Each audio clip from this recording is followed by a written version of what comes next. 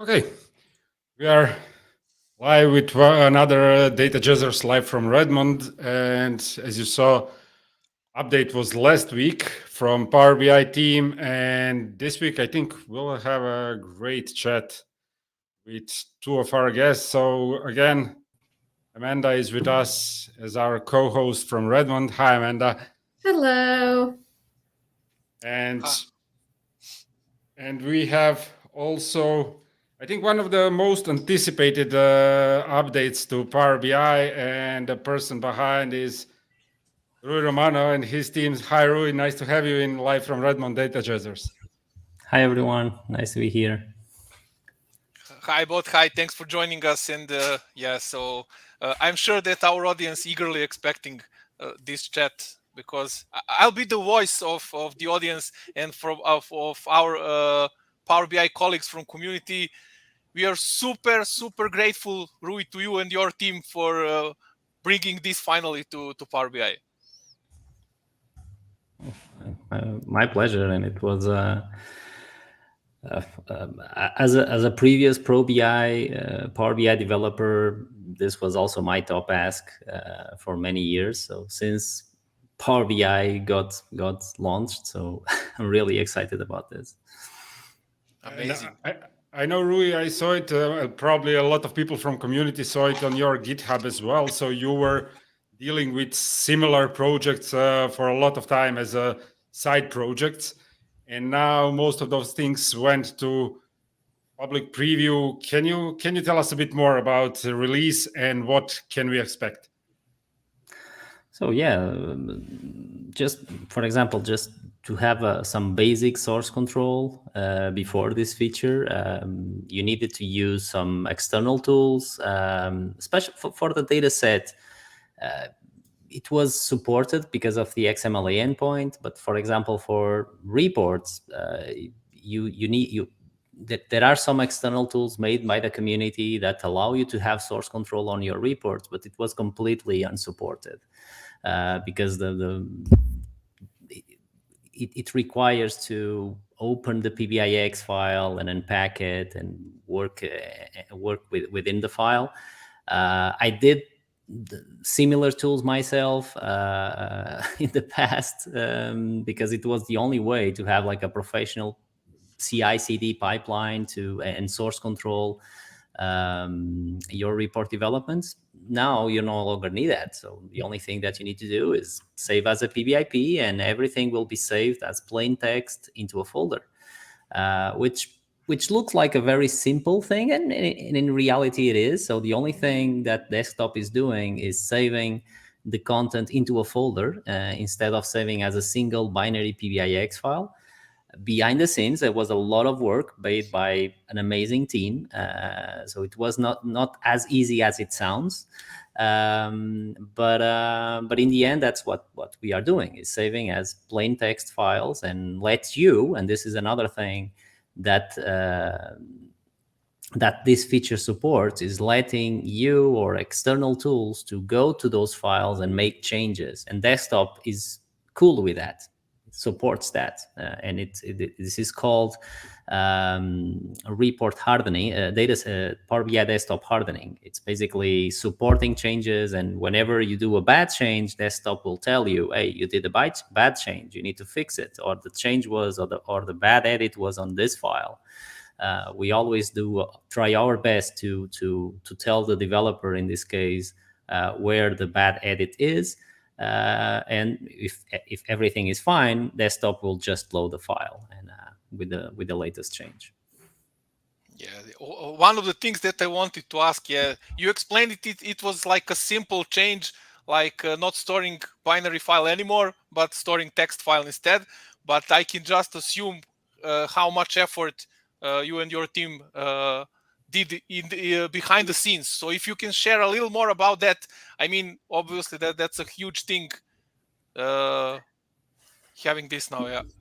Yeah, sure. The biggest amount of work was on the hardening. So and by hardening I mean supporting changes that are made outside of desktop. So up until now, every change that you made on on the report, the only tool that could author the report was Power BI Desktop or the Power BI service.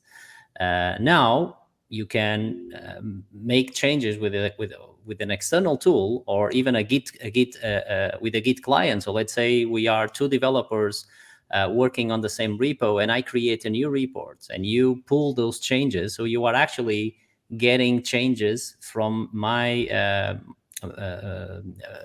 You are actually getting on your workspace, on your development environment. You are getting my changes. So Git is behind the scenes changing the report definition. So and essentially, sorry for interrupting, so just to be clear, essentially, so this is a text file in the end, so I can also use, for example, Notepad++ to make changes. Yes. So for the data sets, definitely, because the data sets, it's already using a public definition file. It's called TIMSL, Tabular Model Scripting Language. In the future, it will be TIMDL. We can talk about that in a moment. So it's a publicly defined format. So you can make changes with Notepad, VS Code, whatever. For the report, we cannot say that you can make changes. We cannot support that. Why? Because right now, even if it is an open text file, and you can go there and make changes to it, so desktop won't stop you from doing it, we cannot support changes to those files because that file is not yet documented. So there is no documentation for the report definition yet. And that this is something that we are working, and definitely it will happen before GA. So to GA the Power BI Desktop Developer Mode, we need to have a report definition that will be publicly documented. It will have schemas that to let you validate your developments, that to have integration with external tools, and that's part of the GA criteria. But now it's a JSON file. You can make changes to those JSON files, but you are still on your own understanding the content of that file. Okay. Mm-hmm. So in the end, we will have something like RDL previously for SSRS, for example, something like that. Yes, we can say that. Maybe a little bit, not a single file. So we are also thinking on splitting the file into multiple files to enhance the co-development experience. So if you have two developers working on the same page, we will let you.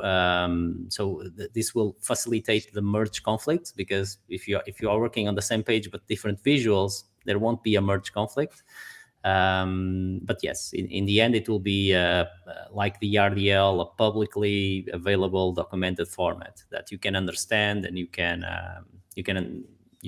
also make changes knowing what you are doing. Because now you can make changes, but we don't have any documentation that will let you understand that file format and make the changes with the knowledge that you need to make those changes. Mm-hmm. Not the same thing for the dataset. For the dataset, one more time, it's publicly documented. You even have APIs to make changes to those files, and it's perfectly supported. So, but yeah, going back to the effort of making this a reality, most of the work, or the most challenging work, was on this hardening piece, because we went from a situation, from a place where we were the only tool to a place that we are not only the only tool, and there could be changes made by VS Code editors that have their own new lines, or they have their own editing experiences, and we need to read the file, and you need to understand if anything is wrong. We need to tell the developer where that problem lies, and then letting you correct that. But there was a lot of effort in this, and it's still ongoing work. So as part of the desktop hardening, we didn't, even for the data set, we don't support even all the properties. So there are still some things like having multiple partitions on the table. That's not something that that we still support.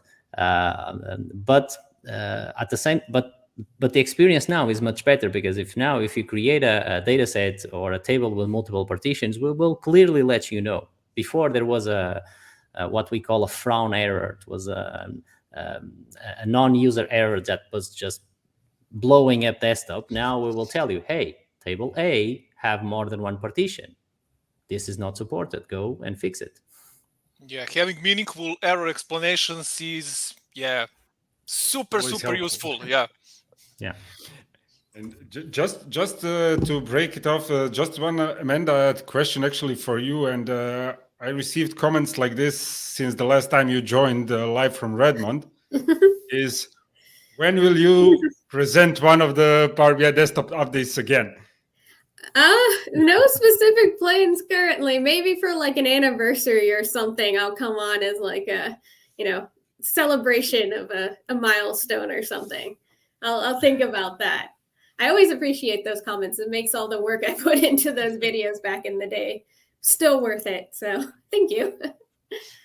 Absolutely. All of us coming from early days of Power BI remember those videos. We all watch them each and every month. So it's really it would be a good anniversary.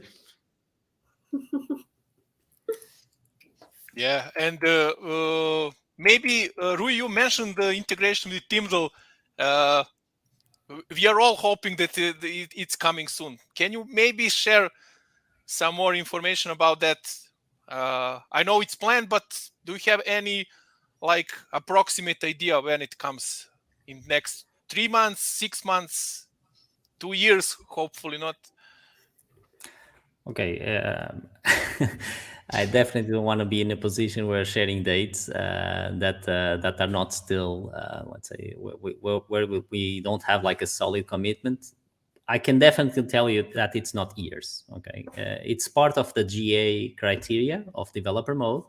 We are already working on it. Of course, but problems can happen, and this is a new integration. So we are jumping from a single file to multiple files, and this has a lot of branches, because it's not only desktop, it's the desktop, it's the service. So we do want to have a coherent and comprehensive experience. So I don't know if you noticed, but today, if you enable Git integration in the service and you just do an upload PBIX, the service is taking care of saving as a Power BI project for you.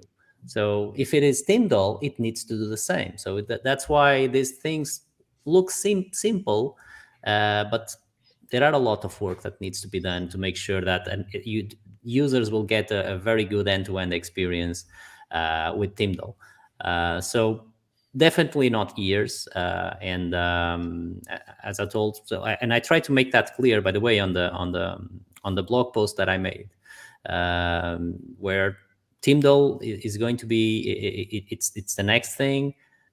Reports, so we won't, because we are already getting some feedback that on the report experience, especially on the source control, it's not great, because you make a change on the visual and you cannot see in the merge conflict, you cannot detect that change. You will see just one line, and it's a single like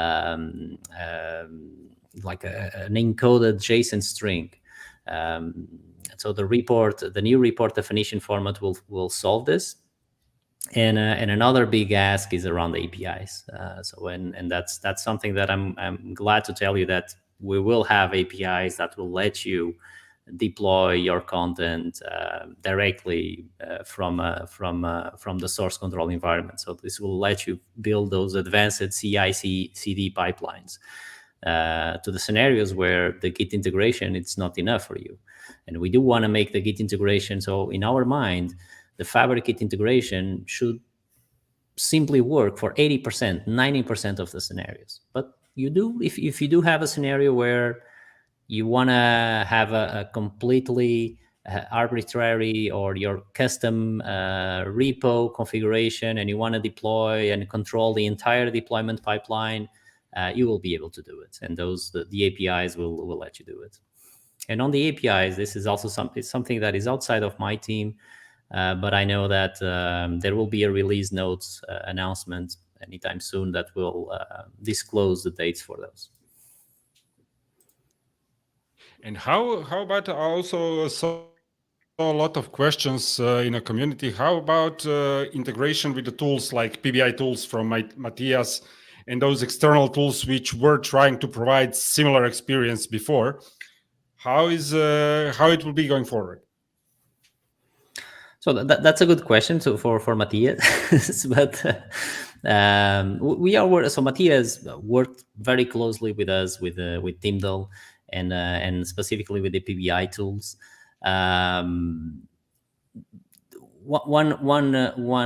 One aspect that certainly will happen with PBI tools is also to make it compatible with the PBIP.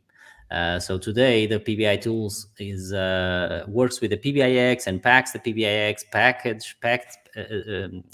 builds package the PBIX again. It will work, and I know that Matthias is working on making it compatible with the PBIP and letting. But basically making it more work in a more supported and scenario because one more time and packaging PBIX, it's not something that we can support. So I know there are plans on that. On the Tyndall integration, that's something that it's already working. And for example, if you want to use Tyndall and you want to and you are okay in working in authoring your data set using an external tool like Tabular Editor, you may use Tyndall and you may use Tabular Editor for the dataset development, and you may use PBI tools to deploy the Tyndall definition for you. And it's completely supported because what PBI tools is using is the API to read the Tyndall using the Tom SDK to read the Tyndall into Tom and then making the deployment using the XMLA endpoint. So I do hope that tools like PBI tools will also be completely on will have 100% support with the PBI Power BI project format. And in a way, that's the amazing thing about Power BI and the community. There might be features that desktop won't do today, and PBI tools will do it for the community, and this is great. I think this is one of the singularities of our platform is having, and this is also a clear statement from Microsoft and from the Power BI team that we are opening our formats. Okay. This is actually one of the things that I'm more excited about is the amount of tools that this simple thing like that is developer mode, the amount of possibilities that this will open, because now the folder is there, you can work with it. There are many things that will, I'm sure it will happen. Yeah, we have a comment from Donald.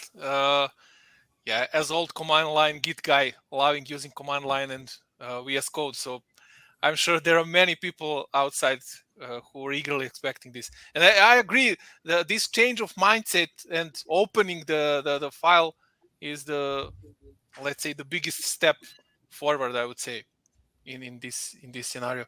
And talking about continuing the journey, so you mentioned the report definition thing as one of the next big steps. What else is on your road before GA? So I think I already mentioned the deployment APIs, although not 100% related to my team, because this will be a Fabric API, so it will work or should work with any kind of artifact that Fabric supports. So we just launched a public preview. We also know that there are some improvements to the integration of desktop with the Power BI project, because today this is just a save as type. So there is no, you cannot distinguish when you are working in a Power BI project or you are working in a PBIX, you cannot distinguish between both. So it's the same experience.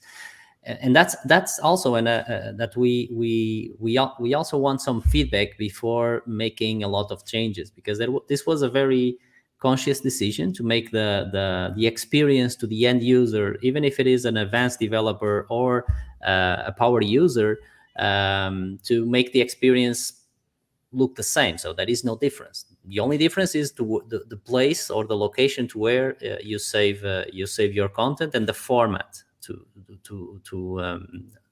the format that you are saving. Everything else, it's the same experience. So we do also want to get some feedback on, okay, should it be like that? Should it be like a developer mode ribbon, or a developer somehow having an indication to the user that you are working in a developer mode? Is this a good idea, bad idea? These are the type of things that we can do until the GA. There are a few things that are on my roadmap. For example, like, so today when you are working in a Power BI project and you open a report, you don't have any indication to which data set you are connecting to, and you might be connecting to a data set that is you might be working in a folder where you have 5 reports and 5 data sets, and it's impossible for you to know just in desktop to which data set you are connecting to. And those are minor UX experiences that we are also thinking and doing to make that clear. It could be just some minor text in the window title. It could be on the status bar, something like that. But those are the types of things that we are working and or we are considering, but we are also waiting for some customer feedback on this. And talking about all of those changes, are you as well planning to release some interesting things on your GitHub, where always a lot of traffic is happening, whoever is in a backend on a governance? So are you preparing a project for personal GitHub space? So I already released something for Tyndall last month or 2 months ago. So definitely that's something that I learned when I worked on the cat team is always build things for scale. So whatever I can do something that can scale, like, okay, here's a sample or an Azure DevOps pipeline that you can reuse to deploy your Tyndall. I always prefer that approach. And I also released another feature that I own is the log analytics, the integration with log analytics that just GA'd 2 weeks ago, I believe, and it got a massive something that the community have been asking forever since the launch of log analytics integration. That is the connection with multiple workspaces. So the connection of connecting multiple workspaces to the same log analytics instance. Before you needed to have like a one-to-one mapping, one workspace, one log analytics. And I also released on that GitHub, on my GitHub repo, a sample on how can you automate the binding between the workspaces and the log analytics. So if you are a company that you wanna, every time you create a new workspace, ensure that is connecting to your company log analytics, you can do that using an API. I can confirm I tested that from your GitHub, and it's awesome thing. Listening to those 2 features that you own, I'm getting a feeling that you are like an insider from community, and you are now advocating for all of us, all the things that we are eagerly waiting for years. So thank you for that. Yeah. I'm trying, doing my best. But one more time, that is also, sorry, let me just say this. That is something that was very interesting for me. It's also to see this other side of the curtain and see that things are not as simple as they sound sometimes. Sorry, Amanda. You're good. I was just going to say that for me, the most exciting part is just like how far we've come as a product. I remember like doing like a intro to Power BI desktop session at a conference, like, I don't know, 5 years ago. And when people ask questions about this at the end, the best answer we had at the time was like, put your files on OneDrive, lock them before you edit them. And then we went from that to like the community help filling in the gap. And now we have you here to like help us actually like add this level of sophistication into the product itself. So just like seeing it evolve over time is just really exciting for me. Yeah, best practice is changing over time.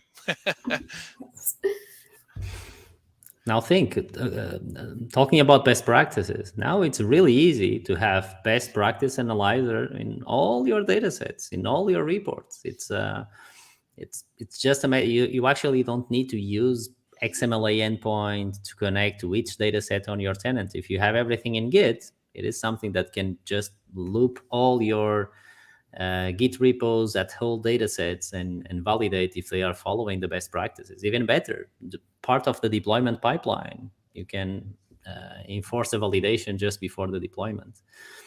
And finally, this also unblocks something that was really challenging before, especially on the report level, is co-development. You can have 3 developers working on the same Power BI project, or working on the same report. Of course, that if they do a change on the same visual, there will be a conflict, and someone needs to merge that conflict. But it is possible, and Git will actually have some very smart ways of solving these conflicts. So most of the times, you will probably just do an auto merge, and everything will just work out.